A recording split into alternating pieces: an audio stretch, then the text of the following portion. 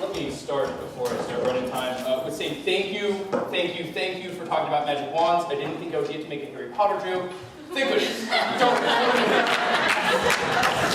Yes, everything is better now.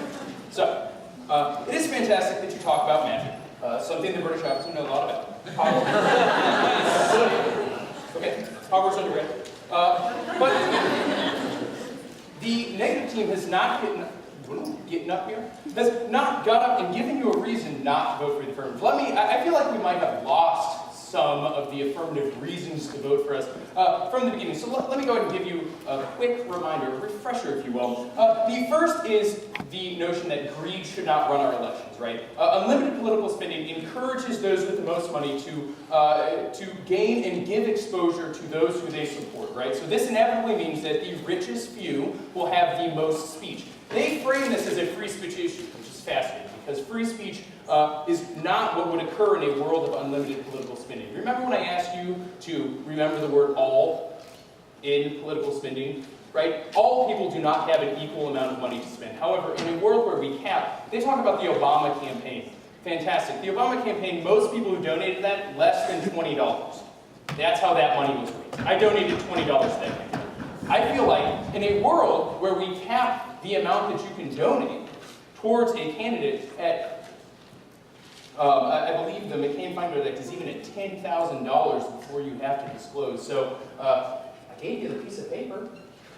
You can travel on $10,000, but I feel like in a world where we can do that, people still feel like they can donate as much as they have, right? If you're talking about disenfranchisement, what would disenfranchise me is knowing that Bill Gates or Mark Cuban could donate a ridiculous amount of money towards a candidate that I did not support, and that my $20, I might as well spend that on Jack in the Box. And I never say that I should spend money on Jack. So, be careful there. You're also forgetting the cronyism argument. The notion that corporations being able to give unlimited sums of money to political candidacies inevitably means that I get to rein in that favor. Hey bro, remember that $200 that I sent you? I don't need that favor. No, that cannot happen in a world of unlimited political funding.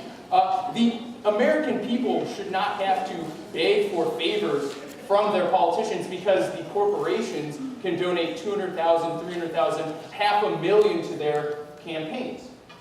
That is a system that inevitably creates a debt that you have to pay back. That debt plays the form of special interest tax breaks, which is probably a reason why we find ourselves in a recession today. I don't know. Just saying. I would not know that. I'm just saying.